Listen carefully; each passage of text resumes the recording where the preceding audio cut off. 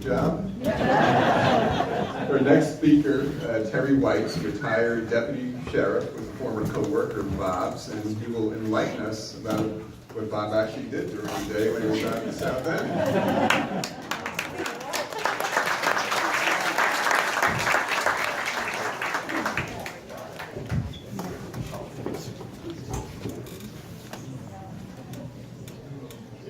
Hello.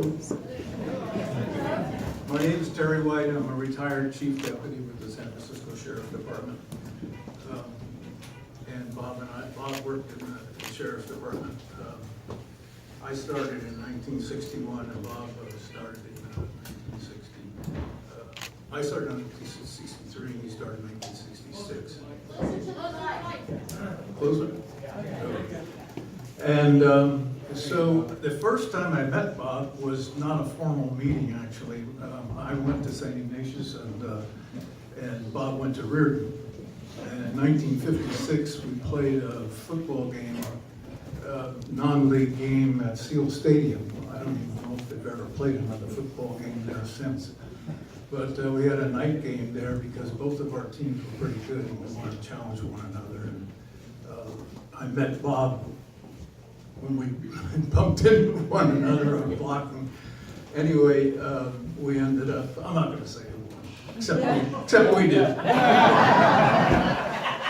But anyway, so we had bragging rights for 1 year. We were in the City League at that time, and Reardon was in the WCA, which is the Catholic schools, Sarah and Bellarmine, and those schools down in the peninsula.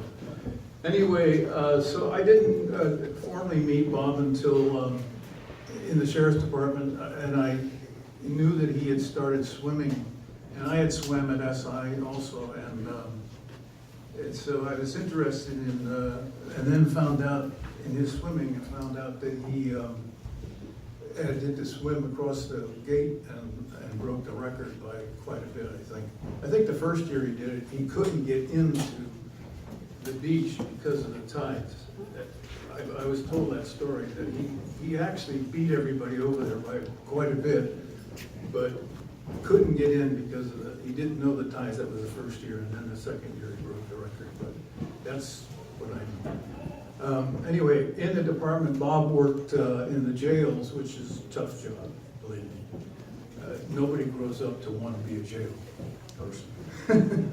And so he worked at the Hall of Justice for 5 years in the jails, and then was promoted to a senior deputy, which is you can work as a bailiff or out on the street with doing warrants and civil stuff, papers. And so he worked in the courts for about 11 years, and then we had in 1983 a lot of promotions in all the ranks, and he was promoted to sergeant. I was promoted to chief deputy and division commander, and so I commanded the jails at the Hall of Justice and the bailiffs and the courts and the civil street guys. And so I had him as my administrative sergeant because I knew of him, and we had a mutual friend by the name of Jim Donnelly, who was a boyhood friend of Bob's when they lived out in the Avenues. And it was at that time that, Bob was right outside my office, and we would talk about swimming, and he'd have his tide booked up for the next day, to tell the swimmers where they were going to start. And he would always come up to me during that time, and he would say, "Chief, you gotta do it." He says, "You gotta do the Alcatraz swim. You gotta do it." "I will guide you, I swear, through the shark-infested waters." I said, "That's all I need to hear." But yeah, I used to swim out at Fleischackers. And they used to have a sign up there with a chalkboard with what the temperature of the pool was, It was water pumped in from the ocean, so it was like 54 degrees. So nobody ever wanted to look at it when you go in. We used to work out there in November and December. But anyway, back to Bob. When we were at the jail there, I started talking to him because I was working out, doing biking and running. And, he said, why don't you get one of those triathlons together, and we'll do it.